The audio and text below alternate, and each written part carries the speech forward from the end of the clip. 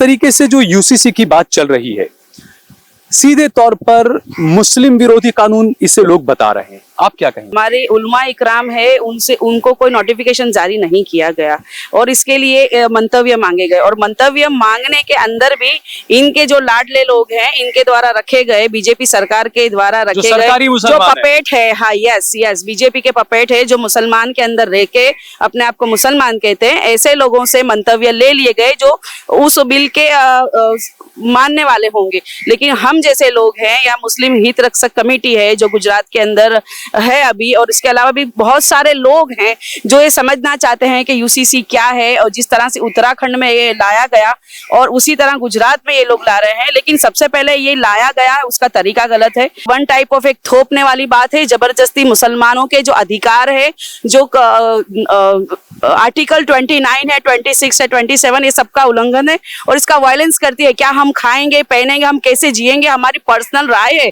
हमारी पर्सनल जिंदगी है, हमारी पर्सनल जिंदगी के ऊपर ये लोग का ये हमला है। वन टाइप ऑफ ये हमारे एक पर्सनल सोच है, हमारे जो रिश्ते हम कायम करते हैं, हम हमारे इस्लाम में रहते हुए उसको ये लोग ने खत्म करने की कोशिश की है। जो हमारे कायदे कानून है वो कुरान से है, कुरान सी आयतों के साथ है और हमारा ईमान है, हम कुरान को फॉलो करते हैं, हम शरीयत को फॉलो करते हैं। तो उसके अंदर ये शरीयत को बिल्कुल खत्म करने की बात है। हम क्या खाएंगे, क्या पहनेंगे, अब कैसे जिएंगे और हमारी पर्सनल हमारी इच्छाएं, हमारी जो मर्जी होती है उसका, हाँ वो भी ये लोग इस तरह से तय करेंगे। 2019 का जो नरेंद्र मोदी का मैनिफेस्टो था उसके तीसरे नंबर के ऊपर यूसीसी का कायदा था, तो ये वही मैनिफेस्टो जो है और हिंदू राष्ट्र धर्म को हिंदू राष्ट्र बनाना चाहते हैं भारत को, उसकी मुहिम के तहत का एक ये मुद्दा है और इसके अंदर हमेशा टारगेट मुस्लिम ही रहता है। इनको बीजेपी सरकार को मुस्लिम से ही तकलीफ है। यूसीसी की बात बहुत गलत है। बाबा साहब ने जो संविधान बनाया है तो संविधान में मुसलमान को भी अपना धर्म अपनी रीत से अपने घर में मस्जिद बना सकते हैं, अपने मोहल्ले में, अपने गांव में, अपने शहर में, धर्म के लिए इनको कोई पाबंदी नहीं दिया। जैसे हिंदू लोग भी अपने मंदिर बना सकते हैं, क्रिश्चियन लोग अपने देवल बना सकते हैं, तो ये लोग मुसलमान को गुलाम बनाना चाहते हैं। दलितों को तो पहले से बरसों से गुलाम बनाया है, बिल्कुल दलितों की आजादी छीन लिया है, दलित को पढ़ने का हक नहीं है। अगर स्कूल में जाते तो इतनी बड़ी महंगी फी कर दिया है, तो गुलाम बनाने के लिए पहले ये लोगों ने दलितों को बनाया, आदिवासी को भी गुलाम बनाने की तैयारी है और जो बड़ी कौम है मुसलमान मजबूत है इनको भी गुलाम बनाकर ही ये लोग इसी चाहते हैं। क्या इस यूनिफॉर्म से दबे कुचले तबके को, दलित को, आदिवासी को, क्या उनको इंसाफ मिल जाएगा इस यूनिफॉर्म सिविल कोड से? देखिए, यूनिफॉर्म सिविल कोड से इंसाफ मिलेगा या ना मिले ये बात तो दूसरी है। सबसे पहले as such uniform civil code ही गलत है। यूसीसी जिसको ये हर बार डिस्कशन में लाते हैं, तो उसके अलावा भी बहुत सारे डायरेक्टिव प्रिंसिपल्स हैं जिसमें हर शहरी को घर की बात करी गई है, हर शहरी को रोजगार की बात की गई है, तो उन डायरेक्टिव प्रिंसिपल्स पर इनकी नजर कभी नहीं होती। ये हमेशा यूसीसी को लेके आते हैं, तो इनसे इनकी साफ चीज जो मंशा समझ में आती है कि इन्हें सिर्फ हिंदू मुस्लिम का ख्याल करना है, इनको डेवलपमेंट की बात नहीं करनी है, इनको फॉरेन पॉलिसीज पे बात नहीं करनी है। उन मुद्दों से भारत का जो भंडार गिर रहा है, रुपया गिर रहा है, अर्थव्यवस्था गिर रही है, उन तमाम मुद्दों से, बेरोजगारी बढ़ रही है, तमाम मुद्दों से ध्यान हटाने के लिए हिंदू मुसलमान का तो सही है। तो वो जो चीजें देश में जो ये सरकार नहीं चला पा रहे हैं, जो चीजें ये लोग नहीं कर पा रहे हैं, उसे हटाने के लिए, उससे डिस्कशन को, ध्यान को भटकाने के लिए ये हमेशा यूसीसी का खेल लेकर आते हैं और हमेशा हिंदू मुस्लिम की बात करते हैं। भारत में भी जो क्रिमिनल लॉज हैं वो सब एक है, जैसा शकील साहब ने बताया कि और भी चीज हैं, जैसे सैलरी के लगते एक्ट हैं या जो कुछ भी एक्ट हैं वो गवर्नमेंट के एक्ट है, वो सब कॉमन है। फैमिली लॉज इसलिए अलग रखने की डिमांड की जा रही है क्योंकि हर एक का रिलीजन अलग है। बिल्कुल, तो रिलीजन अलग है तो पर्सनल लॉज है, शादी ब्याह है, और यार लोगों के रीति रिवाज, कुछ धर्म में रीति रिवाज के हिसाब से चलते हैं, कुछ शास्त्रों के हिसाब से चलते हैं, तो उसके हिसाब से उनको आजादी चाहिए। तो हर एक धर्म अलग है, आप उसको किसी तरह से यानी जबरन उन पर आप किसी और धर्म का कानून ला रहे हैं तो सही नहीं है। ये कॉमन सिविल कोड सिर्फ नारा है, छलावा है। असल तो हिंदू कोड बिल मुसलमानों पर थोपने का प्रोग्राम है। अच्छा, क्योंकि मुसलमान जो है एक ही कम्युनिटी ऐसी है जो कहती है कि हम अपने धर्म के हिसाब से जीना चाहते हैं। भाई हिंदू बड़ी कम्युनिटी है, उसमें धर्मशास्त्र मनुस्मृति है। आज कोई भी हिंदू धर्माचार्य नहीं कहता है कि मनुस्मृति के हिसाब से कानून होने चाहिए, क्योंकि वो इम्प्लीमेंट करने के लायक नहीं है। 1956 के पहले हिंदू दंपति में किसी को मर्द या औरत को तलाक का अधिकार नहीं था। तो जो लोग ये कहते हैं कि वक्त के साथ कानून में बदलाव आना चाहिए, चेंज आना चाहिए, तो हिंदू धर्म के बैकग्राउंड में तो बराबर के वहां पहले सती प्रथा भी थी, दूसरे भी कानून थे, पहले तलाक का अधिकार नहीं था। वो 1956 के बाद हिंदू कोड बिल आने के बाद औरत और मर्द को मिला, वो भी कोर्ट के जरिए ले सकते हैं। लेकिन मुस्लिमों में 1400 साल पहले से आजादी है कि मर्द तलाक दे सकते हैं, औरत खुला ले सकती है। विरासत का अधिकार इस्लाम ने औरतों को 1400 साल पहले मिला है। हिंदुस्तान में हिंदू औरतों का अधिकार 2005 में मिला है। बिल्कुल। लेकिन उसमें भी जो लोग ये कहते हैं कि हिंदू औरतों के मुस्लिम औरतों के साथ नाइंसाफी, ये झूठा प्रचार है। और दूसरी बात ये कि हमारी मुस्लिम औरतों ने कभी डिमांड नहीं की कि आप हमारी शरीयत में पाबंदी लगाइए, ये तो आप जबरदस्ती थोप रहे हो। वाकई हमारी औरतों से बहुत हमदर्दी है, तो हमारी 7% मुस्लिम औरतें हैं, उनको आप शिक्षा में, नौकरियों में, सब जगह आरक्षण दीजिए, तो हम मान सकते हैं कि वाकई आपको हमारी औरतों से बहुत हमदर्दी है। बाकी रायोट्स में औरतों को मारी जाती है, उनके साथ रेप होता है, ये जो कुछ हो रहा है दंगों में, ये तो बताता है कि क्या हाल है औरतों के साथ हमारे। यूसीसी आने से मुसलमानों का भी नुकसान है, देश का भी नुकसान है।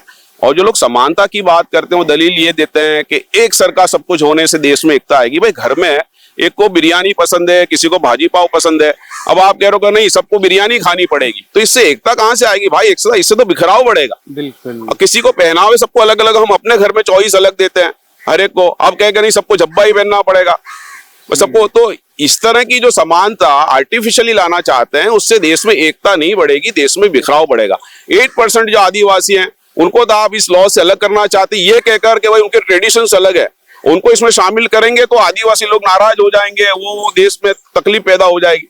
और जो 14% लोग हैं उनको आप जानबूझ के जो है समानता के नाम पर आप किसी और धर्म के, उनके धर्म के खिलाफ आप कानून थोपना चाहते हो, तो कितनी बड़ी नाइंसाफी है। ऐसा लग रहा है सिर्फ टारगेटेड मुस्लिम्स के लिए कानून लाया। मुसलमानों को टारगेट करने के पीछे वजह यह है कि पूरी दुनिया में और जितने धर्म को मानने वाले लोग हैं वो ये दावा नहीं करते कि आज जो कुछ हमारे लॉज या ट्रेडिशन है उसका धर्म से ताल्लुक है। उन्होंने मॉडर्न जमाने के हिसाब से बहुत सारा चेंज कर दिया।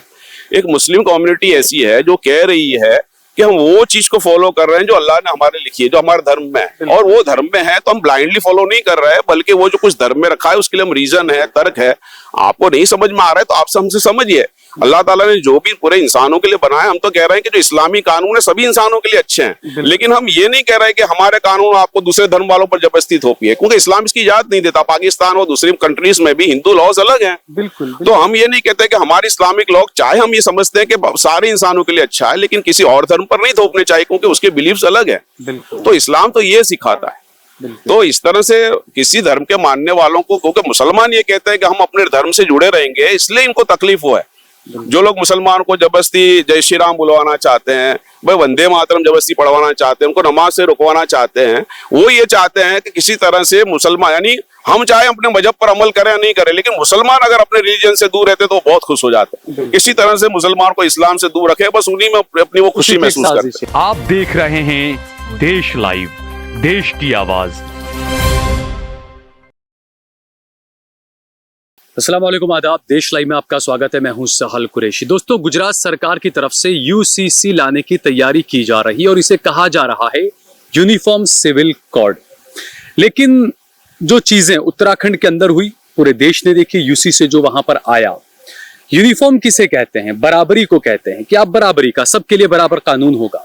लेकिन ये यूसीसी इस तरीके से लाया गया उत्तराखंड का कि जिसमें आदिवासियों को अलग कर दिया गया, कुछ लोगों को अलग कर दिया गया, यानी जिन लोगों ने विरोध किया उनको अलग कर दिया गया। और इस यूसीसी को सीधे तौर पर मुस्लिम विरोधी कानून बना दिया गया। और ये सिर्फ मुस्लिम विरोधी कानून ही नहीं, बल्कि इस देश के संविधान ने देश के 140 करोड़ लोगों को जो अधिकार दिए, उन अधिकारों को छीनने की कोशिश जो है वो सरकार की तरफ से की जा रही है। और गुजरात की जो 6.5 करोड़ की जनता है, उसके जो अधिकार हैं उस पर भी प्रहार करने का काम गुजरात सरकार करने जा रही है। उसके लिए बाकायदा एक कमेटी बनाई गई है। रंजना प्रकाश देसाई जो चीफ जस्टिस, माफ कीजिए, जस्टिस जो रही हैं, उन्हें जो है वो इस समिति का अध्यक्ष बनाया गया है। उन्होंने ही किसके कहने पर, किसके इशारे पर, यह बताने की जरूरत नहीं है, उत्तराखंड का यूनिफॉर्म सिविल कोड उन्होंने ही बनाया था, उन्होंने ही प्रपोज किया था। और अब जो है वो गुजरात की जिम्मेदारी उनको दी गई है। गुजरात के कुछ चुनिंदा लोग, बुद्धिजीवी लोग मेरे साथ में मौजूद हैं। हम बात करेंगे, सबसे पहले ज़ैनब आपा से बात करेंगे, AIMIM की काउंसिलर हैं। क्योंकि जो यूसीसी है उसका सबसे बड़ा ये दिखाया जा रहा है कि महिलाओं को भी अधिकार मिलेगा, मुसलमानों को और सबको बराबरी का अधिकार मिलेगा। लेकिन जो यूसीसी है उसके अंदर जो शरीयत की जो चीजें हैं, क्योंकि मुसलमान शरीयत से कभी अलग नहीं हो सकता, अगर शरीयत से अलग हो गया तो मुसलमान रह ही नहीं सकता। तो ये कहा गया कि भाई महिलाओं का जो अपने बाप की प्रॉपर्टी में जो चीजें होगी वो चीजें भी इससे काफी असर करेगी, निकाह को लेकर भी कई चीजें जो है वो इससे प्रभावित होगी। जैनब आपा से हम बात करेंगे। जैनब, जिस तरीके से जो यूसीसी की बात चल रही है, सीधे तौर पर मुस्लिम विरोधी कानून इसे लोग बता रहे हैं, आप क्या कहेंगे? अस्सलाम वालेकुम। जिस तरह से देखा जाए कि गुजरात के अंदर यूसीसी लाया जा रहा है, अचानक से टेलीफोनिक रजूआत के जरिए ये कमेटी गुजरात में आ गई और कहीं भी ऐसे कोई डेलीगेशन है या कोई ऐसी संस्थाएं हैं या हमारे उलमा इकराम है उनसे उनको कोई नोटिफिकेशन जारी नहीं किया गया और इसके लिए मंतव्य मांगे गए। और मंतव्य मांगने के अंदर भी इनके जो लाडले लोग हैं इनके द्वारा रखे गए, बीजेपी सरकार के द्वारा रखे गए जो पपेट है, हाँ यस बीजेपी के पपेट है जो मुसलमान के अंदर रह के अपने आप को मुसलमान कहते हैं, ऐसे लोगों से मंतव्य ले लिए गए जो उस बिल के मानने वाले होंगे। लेकिन हम जैसे लोग हैं या मुस्लिम हित रक्षक कमेटी है जो गुजरात के अंदर है अभी, और इसके अलावा भी बहुत सारे लोग हैं जो ये समझना चाहते हैं कि यूसीसी क्या है और जिस तरह से उत्तराखंड में ये लाया गया और उसी तरह गुजरात में ये लोग ला रहे हैं। लेकिन सबसे पहले ये लाया गया उसका तरीका गलत है। दूसरे नंबर की बात ये है कि इसके अंदर अपने रंजना देसाई जो चीफ जस्टिस है उनको रखा गया है। जिस तरह से उन्होंने उत्तराखंड के अंदर इसको अप्लाई किया, इसी तरह से इसको बंद बैठ एकदम से ला के यहाँ पे भी इनकी मंशा ये है कि कोई पब्लिक डिस्कशन ना हो, किसी के मंतव्य ना लिए जाए और इसको वन टाइप ऑफ एक थोपने वाली बात है। जबरदस्ती मुसलमानों के जो अधिकार है, जो आर्टिकल 29 है, 26 है, 27, ये सबका उल्लंघन है और इसका वायलेंस करती है। क्या हम खाएंगे पहनेंगे, हम कैसे जिएंगे, हमारी पर्सनल राय है, हमारी पर्सनल जिंदगी है, हमारी पर्सनल जिंदगी के ऊपर ये लोग का ये हमला है। जिस तरह से उत्तराखंड का जो कानून बना है उसके अंदर देखा जाए तो वहाँ के लोग उत्तराखंड के बाहर मैरिज नहीं कर सकते हैं, ऐसा है। उसके अलावा भी कि वहाँ पे मुस्लिम्स के अंदर तो हमारे चाचा, मामा, खाला, मामू, बड़े पापा सबके बच्चों के कजिन्स के अंदर, निसिस के अंदर हमारी शादियां होती है, उसको भी ये लोग ने बैन किया है। यानी वन टाइप ऑफ ये हमारे एक पर्सनल सोच है, हमारे जो रिश्ते हम कायम करते हैं, हम हमारे इस्लाम में रहते हुए उसको ये लोग ने खत्म करने की कोशिश की है। जो हमारे कायदे कानून है वो कुरान से है, कुरान सी आयतों के साथ है और हमारा ईमान है, हम कुरान को फॉलो करते हैं, हम शरीयत को फॉलो करते हैं। तो उसके अंदर ये शरीयत को बिल्कुल खत्म करने की बात है। ये हमेशा देखा जाए तो हिंदू एक है जो बहुपत्नीत्व को नहीं मानता। इस्लाम में बहुपत्नीत्व है, वो एक बीवी के होते हुए दूसरी शादी कर सकता है, वो आदिवासियों में भी है, दूसरे बहुत से लोगों के अंदर है। लेकिन वन टाइप ऑफ ये क्या किया जा रहा है कि ये मुसलमानों का एक अधिकार है, बस इनको यही समझ में आता है। मुसलमानों को दोयम दर्जे का नागरिक बनाना है बस हर हाल में, दोयम दर्जे का अधिकार सारे छीन लेने और हम क्या खाएंगे, क्या पहनेंगे, अब कैसे जिएंगे और हमारी पर्सनल, हमारी इच्छाएं, हमारी जो मर्जी होती है उसका, हाँ वो भी ये लोग इस तरह से तय करेंगे। 2019 का जो नरेंद्र मोदी का मैनिफेस्टो था उसके तीसरे नंबर के ऊपर यूसीसी का कायदा था।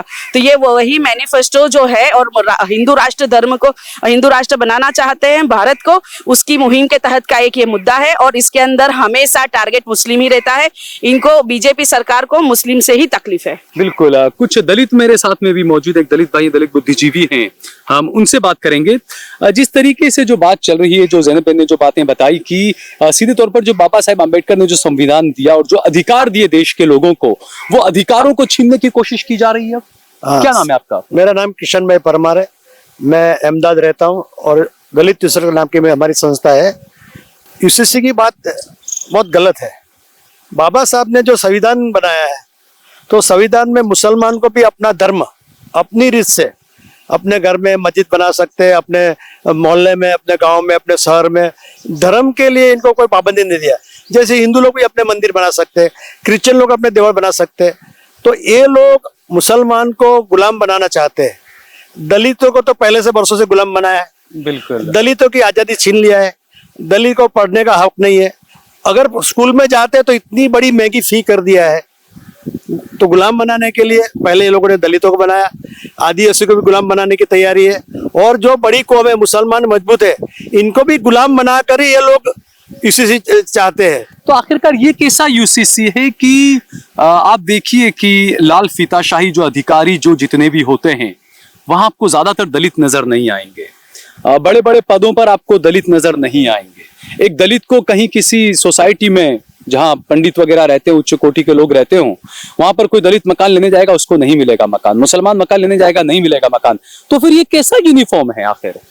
ये हमको हिंदू बोलते हैं मगर हिंदू गिनते नहीं है, हमको भी वो सेकंड दर्जे में गिनते हैं। यानी मुसलमानों के सामने अगर खड़ा करना है तो दलित हिंदू है, उसके अलावा बिल्कुल दलित सही हिंदू बात नहीं है। जब दंगा फसाद करवाना होता है तो दलित को फुटबॉल की तरह आगे ले जाते हैं, बिल्कुल फिर इनका काम फिनिश हो जाता है, इसके बाद में दलित को लात मार के भगा देते हैं। बिल्कुल। और पहले गांधीनगर के देखो तो क्लास 1 क्लास 2 ऑफिसर की परमार मकवाड़ा चावड़ा चौहान सबकी नेम प्लेट थी। अभी ये लोग चाहते हैं कि ये लोग हमारे पैर के जूते की तरह रहना चाहिए, तो दलितों को भी ये लोगों ने हक नहीं दिया है और मुसलमानों का हक छीनने की बात करते हैं। तो ये टोटल संविधान के विरुद्ध काम कर रहे हैं, बाबा साहब के विरोध में काम कर रहे हैं, मगर बता रहे हैं चुनाव के टाइम पे कि हम संविधान को आगे बढ़ा रहे हैं, मगर आप सबको सोचना है कि संविधान के विरोध काम कर रहे हैं, हम सबको मिलके यूसीसी का विरोध करना चाहिए। अच्छा, और भी मेरे साथ में है यहाँ पर जमात इस्लामी से और अलग अलग संगठनों से कुछ लोग हैं। क्या नाम है आपका? शकील अहमद नाम है, जमात इस्लामी हिंद गुजरात का सेक्रेटरी हूँ। अच्छा शकील भाई, जिस तरीके से जो यूनिफॉर्म सिविल कोड की जो बात की जा रही है, गुजरात में एक कानून आशान धारा डिस्टर्ब्ड एरिया एक्ट कि मुसलमान कहीं हिंदू इलाके में मकान नहीं खरीद सकता। शादियों को लेकर भी कई सारी चीजें ऐसी, यहाँ पर हिंदू मुस्लिम लड़का लड़की है तो उनकी शादी भी नहीं हो सकती। गुजरात में बहुत पहले ये कानून बनाया था। तो ये आखिर का जो यूनिफॉर्म ला रहे हैं, क्या इस यूनिफॉर्म से दबे कुचले तबके को, दलित को, आदिवासी को, क्या उनको इंसाफ मिल जाएगा इस यूनिफॉर्म सिविल कोड से? देखिए, यूनिफॉर्म सिविल कोड से इंसाफ मिलेगा या ना मिले, ये बात तो दूसरी है। सबसे पहले as such uniform civil code ही गलत है। ये सिर्फ एंटी मुस्लिम नहीं है, बल्कि ये एंटी माइनॉरिटी भी है, ये एंटी कॉन्स्टिट्यूशन भी है। यहाँ बीच में रुकूंगा कि यूनिफॉर्म सिविल कोड तो गलत है ही, लेकिन जो इसके लिए जो कमेटी बनाई है वो भी गलत है। उसमें ना कोई मुसलमान है, ना कोई ईसाई है, ना कोई जैन है, तो ये तो कहीं ना कहीं कमेटी भी पूरी तरह से गलत। वो कमेटी भी गलत है। देखिए, ये यूनिफॉर्म सिविल कोड की बात एंटी कॉन्स्टिट्यूशनल भी है, एंटी कंट्री भी है, क्योंकि अगर हम देखें तो हमारे देश में सब चीजें कॉमन है। क्रिमिनल कोड हम सबके लिए कॉमन है, और सिविल कोड में भी अगर आप देखेंगे तो कंज्यूमर एक्ट सबके लिए कॉमन है, एम्प्लॉयमेंट एक्ट सबके लिए कॉमन है, एजुकेशन एक्ट सबके लिए कॉमन है, क्रिमिनल एक्ट भी ज्यादातर क्रिमिनल कोड भी सबके लिए कॉमन है। जितने भी एक्ट हैं, क्रिमिनल हो या सिविल हो, वो तकरीबन सबके लिए कॉमन है, उसमें कोई इश्यू नहीं है, और पूरे देश में आराम के साथ वो इम्प्लीमेंट भी है और उस पर अमल भी किया जा रहा है। लॉ कमीशन ने भी बार बार कहा कि यूनिफॉर्म सिविल कोड की जरूरत नहीं है, लेकिन उसके बावजूद लाया जा रहा है। वेरी मतलब बहुत ज्यादा वेरी पर्सनल जो है, जिसको हम फैमिली मैटर्स कहते हैं, ऐसे लॉज हैं जिस पर हमारे देश के दस्तूर ने अमल करने की पूरी आजादी दी है। अगर हम यूसीसी की बात करते हैं तो आर्टिकल 25 से लेकर आर्टिकल 29 तक जितने भी राइट्स दिए गए हैं, उन सब राइट का वायोलेशन होता है, तो ये खुद इस तरह से गलत है। दूसरी बात यह है कि इस यूनिफॉर्म सिविल कोड को लाने के लिए जो कमेटी बनाई गई, उसमें भी मजहबी जो लोग हैं, जो माइनॉरिटीज हैं, उनकी जो नुमाइंदगी होनी चाहिए थी, वो नुमाइंदगी भी सही से नहीं रखी गई, तो इस एतबार से वो कमेटी भी गलत है। तीसरी चीज ये कि रंजना देसाई को इस कमेटी का सदर बनाकर ये साबित कर दिया गया कि ये कमेटी खुद न्यूट्रल नहीं है। यानी एक जिसकी सदारत में ये उत्तराखंड में यूनिफॉर्म सिविल कोड लागू किया जा चुका है, उसी को यहाँ पर थोपा जा रहा है। उसको लाने का मकसद ये है कि सिर्फ एक नाम निहाद एक डेमोक्रेटिक वो पूरा करना है, और जो वो चाहते हैं उसको थोपना उनका पेश नजर है, तो इसलिए एतबार से गलत है। अच्छा, इसमें मेन नुकसानात क्या क्या है मुसलमानों को? जैसे एक तो ये है कि मान लीजिए किसी का निकाह होता है, लड़का लड़की का, मुसलमान का किसी का, और जब वो रजिस्ट्रेशन के लिए जाते हैं 1.5 महीने बाद, 2 महीने बाद, 6 महीने बाद, तो जो मैरिज रजिस्ट्रार है वो 6 महीने बाद भी शादी को रद्द कर सकता है। अगर उसको लगता है कि नहीं भाई शादी को परमिशन नहीं देनी है, तो परमिशन नहीं मिलेगी और शादी रद्द हो जाएगी। मसाइल पैदा होंगे ना, समाज के लिए तो बहुत बिगाड़ वाले बहुत सारे बिगाड़ पैदा हो जाएंगे। देखिए, अभी भी एज सच जितने भी माइनॉरिटीज हैं, वो पारसी हों, वो ज्यूज हों, वो मुसलमान हो, क्रिश्चियन हो, सब अपने पर्सनल लॉ पर अमल कर रही हैं, और वो सब के सब मैरिज सर्टिफिकेट भी बनाती हैं, मुसलमान भी बनाते हैं, बर्थ सर्टिफिकेट सब बनाते हैं, है ना। इसी तरह से डेथ सर्टिफिकेट सब बनाते हैं, बहुत सारे सर्टिफिकेट्स आज भी बनते हैं और उन पर अमल किया जा रहा होता है। लेकिन ये सब लाने का मकसद ये है कि मुसलमान जो उनकी शरीयत पर अमल कर रहे हैं उसमें डिस्टर्बेंस पैदा किया जाए, मुसलमानों के समाज को कमजोर किया जाए। और ये मुसलमानों के समाज को कमजोर नहीं किया जा रहा, मुसलमानों को कमजोर करने का मतलब ये है कि इस देश को कमजोर किया जा रहा है। इसलिए हम इसके खिलाफ हैं कि एक तो ये कॉमन नहीं है, कॉमन इसलिए नहीं कि इसमें आदिवासी और कुछ और दूसरे तबकात है जिनको छोड़ दिया जा रहा है, तो ये खुद कॉमन नहीं। वो सरकार जो वन नेशन वन वोट की बात करती है, वन रेशन वन कंट्री की बात करती है, वो सरकार खुद अलग अलग स्टेट में बात कर रही है कि यूनिफॉर्म सिविल कोड आना चाहिए। तो अलग अलग तरह से क्यों बात की जा रही है? आर्टिकल 44 में जो डायरेक्टिव प्रिंसिपल दिया गया है उसमें ये बात कही गई है कि नेशनल लेवल पर बनाया जाएगा, और बनाया जाएगा तो लोगों का कंसर्न लेकर बनाया जाएगा। फिर दूसरी बात मैं आपको ये भी बताता चलूं कि 21st लॉ कमीशन जो था वो 2018 में बना था, जो बीजेपी गवर्नमेंट ने खुद बनाया था। उसने जो रिपोर्ट दी थी सर्वे करने के बाद, वो रिपोर्ट ये दी थी कि यूनिफॉर्म सिविल कोड की जरूरत नहीं है और उसको इम्प्लीमेंट करना नहीं चाहिए। इसी तरह से 2020 में जो लॉ कमीशन बनाया 22nd लॉ कमीशन, उसकी रिपोर्ट अभी तक जाहिर नहीं हुई है।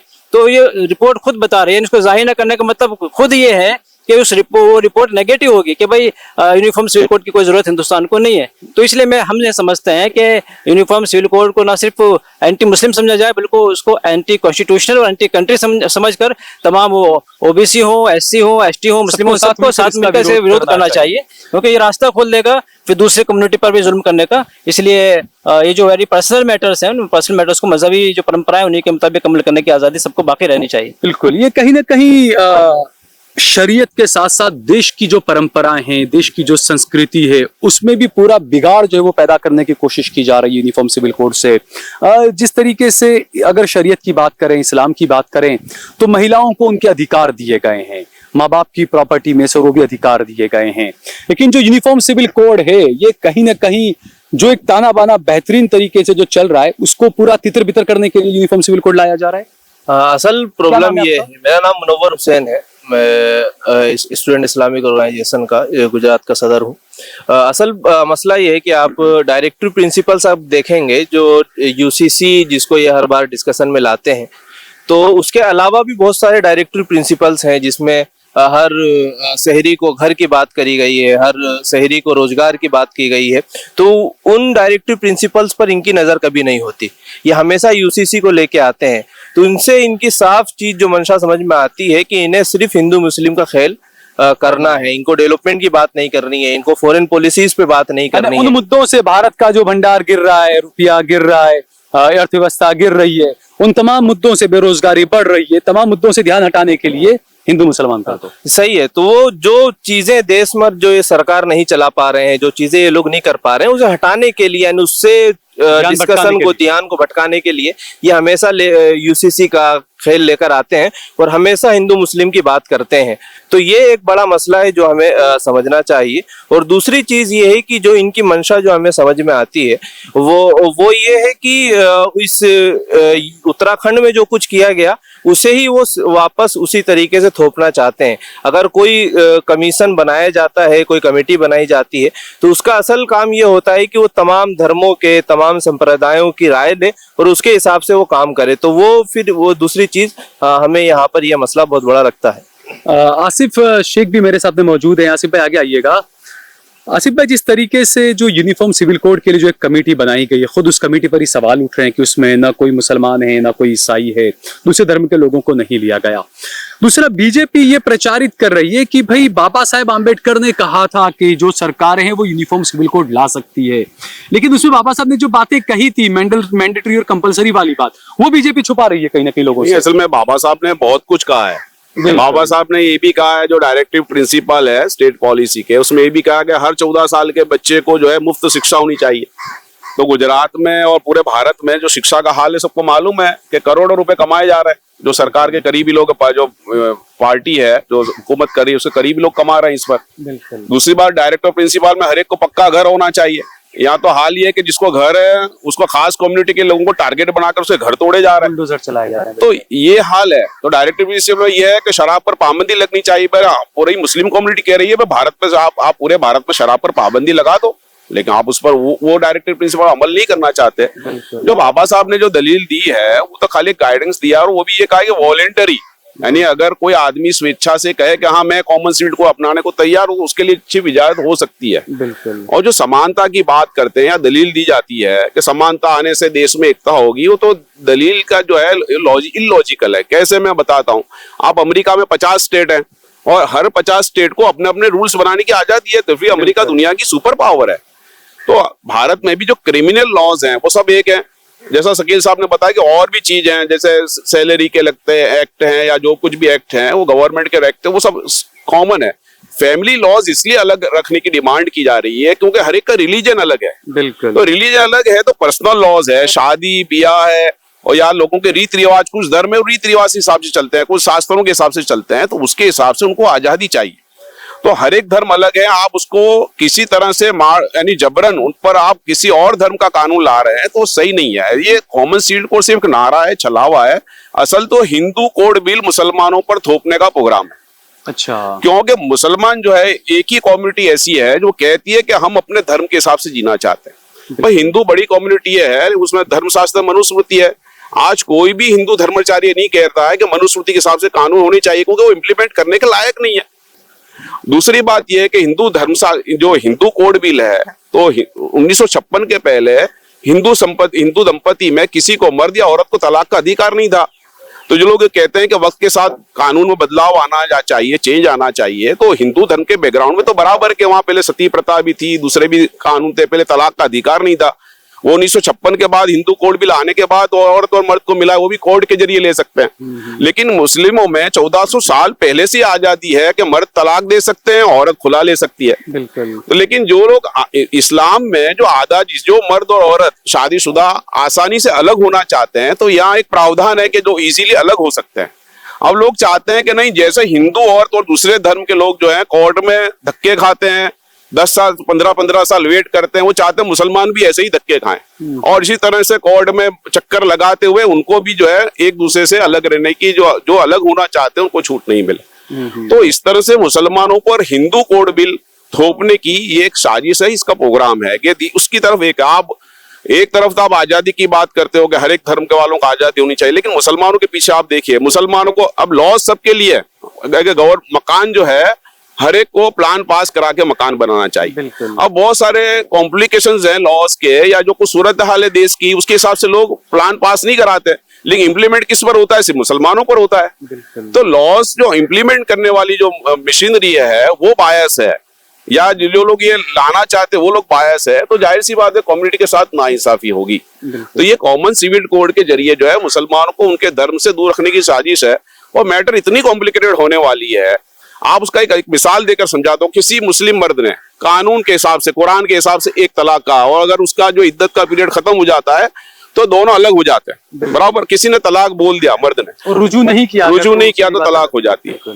तो होगा ये कि इस्लामी हिसाब से तो एक मर्द ने अपनी औरत को तलाक दे दी, लेकिन कोर्ट कानून ये कहता है कि नहीं, तलाक नहीं हुई है। यानी मुसलमानों को हराम खाने पर, हराम करने पर मजबूर किया जाएगा। फिर हाल ये होगा कि वो अपनी बीवी को घर में भी नहीं रख सकता, और उसने अगर तलाक दी है इस्लामी कानून के हिसाब से तो भी उसको 3 साल की सजा होगी। तो ये ऐसा बिखराव एक एक घर में आने वाला है, एक तूफान आने वाला है कि मुसलमान डिवोर्स लेना चाहे अपने धर्म के हिसाब से तो भी नहीं ले पाएंगे। विरासत की बात है, विरासत भी नहीं कर पाएंगे, शादी भी नहीं कर पाएंगे। और शादी में ये ला रहे हैं कि भाई जो रजिस्ट्रेशन है वो भी अगर रजिस्ट्रार इजाजत देगा तब होगी। दूसरा मामला आ रहा है विरासत में। अब विरासत का अधिकार इस्लाम ने औरतों को 1400 साल पहले मिला है, हिंदुस्तान में हिंदू औरतों का अधिकार 2005 में मिला है। लेकिन उसमें भी जो लोग ये कहते हैं कि हिंदू औरतों के मुस्लिम औरतों के साथ नाइंसाफी है, झूठा प्रचार है। और दूसरी बात यह कि हमारी मुस्लिम औरतों ने कभी डिमांड नहीं की कि आप हमारी शरीयत में पाबंदी लगाइए, ये तो आप जबरदस्ती थोप रहे हो। वाकई हमारी औरतों से बहुत हमदर्दी है, तो हमारी 7% मुस्लिम औरतें हैं, उनको आप शिक्षा में, नौकरियों में, सब जगह आरक्षण दीजिए, तो हम मान सकते हैं कि वाकई आपको हमारी औरतों से बहुत हमदर्दी है। बाकी रायोट्स में औरतों को मारी जाती है, उनके साथ रेप होता है, ये जो कुछ हो रहा है दंगों में, ये तो बताता है कि क्या हाल है औरतों के साथ हमारे। तो दुनिया का हाल है ना। हमने देखा कि पिछले साल गजा में 15,000 महिलाओं की हत्या कर दी गई, और बड़ी धूमधाम से फिर वुमेन्स डे मना रहे हैं हम लोग। जी, तो ये जो बात करी जा रही है कि मुस्लिम औरतों का, हमारी औरतों ने तो कभी डिमांड किया नहीं है। और संपत्ति के अधिकार में औरत को बेटी के तौर पे अधिकार मिलता है, जब वो किसी की पत्नी बनती है तो पत्नी के तौर पे अधिकार बनता है, वो माँ है तो माँ को भी अधिकार मिलता है। तो इस तरह से और अधिकार छीने जा रहे हैं अभी हाँ सीधे तौर पर मुस्लिम महिलाओं के। तो इस तरह से जो लॉज बनाए गए हैं वो उसके पीछे लॉजिक है, लेकिन जो लोग इस्लाम को नहीं जानते वो इसकी हिकमत नहीं समझ पाते। अच्छा, दूसरा आसिफ भाई, मेन यही बात आपने बहुत सही की कि जो लोग नहीं जानते वो इसकी हिकमत नहीं समझ पाते हैं, लेकिन मुसलमानों का भी एक बड़ा तबका ऐसा है जिसे पता ही नहीं है कि यूनिफॉर्म सिविल कोड आने से हमें क्या नुकसान होने वाले हैं।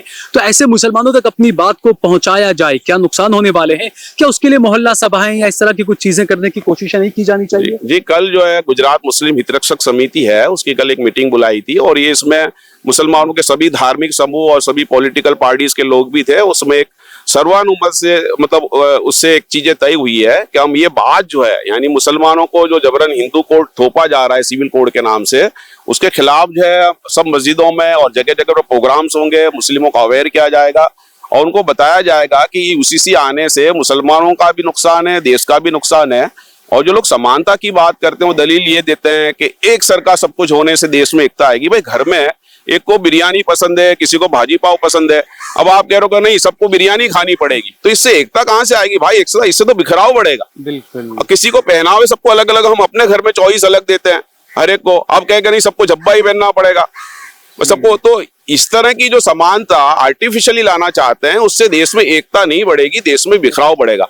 8% जो आदिवासी हैं उनको तो आप इस लॉ से अलग करना चाहते हैं, ये कहकर के भाई उनके ट्रेडिशंस अलग है, उनको इसमें शामिल करेंगे तो आदिवासी लोग नाराज हो जाएंगे, वो देश में तकलीफ पैदा हो जाएगी। और जो 14% लोग हैं उनको आप जानबूझ के जो है समानता के नाम पर आप किसी और धर्म के, उनके धर्म के खिलाफ आप कानून थोपना चाहते हो, तो कितनी बड़ी नाइंसाफी है। ऐसा लग रहा है सिर्फ टारगेटेड मुस्लिम्स के लिए कानून लाया। आसिफ भाई, जिस तरीके से हमने देखा कि मुसलमानों की एक तारीख रही है शुरू के दौर से ही कि जब भी कहीं कुछ गलत होता है तो सबसे पहले मुसलमान खड़ा होता है, चाहे वो दलितों के साथ हो, चाहे वो हिंदू के साथ हो, ईसाई के साथ हो, मुसलमान हमेशा जुर्रत करके सबसे पहले नाइंसाफी के लिए खड़ा होता है कि इंसाफ हम दिलाएंगे।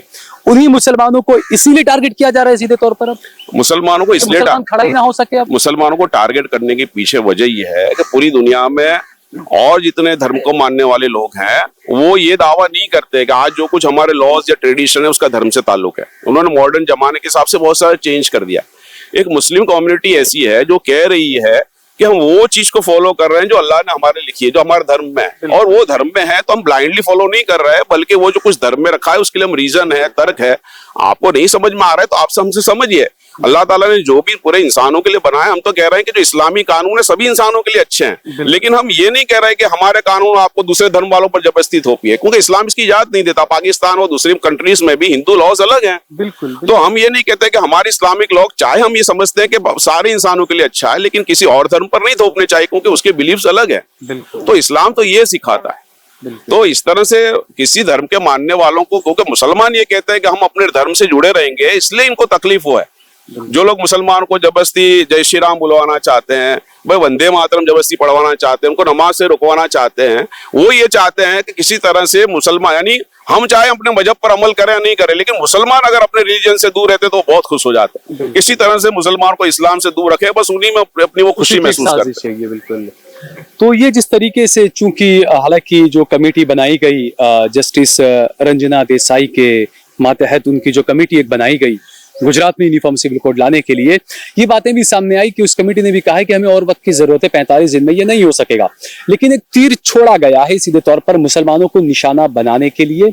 और मैं हमेशा कहता हूं कि किसी भी समाज के साथ, अगर मान लीजिए दलित समाज के साथ अगर कुछ गलत होता है और अगर मुसलमान तमाशबीन बनकर देख रहे हैं तो अगला नंबर मुसलमानों का है।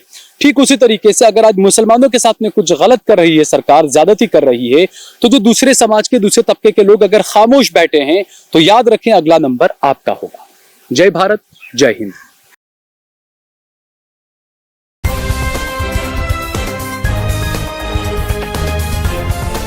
देश और दुनिया की तमाम छोटी और बड़ी खबरों के लिए हमारे चैनल को सब्सक्राइब करना न भूलें और बेल का बटन जरूर दबाएं।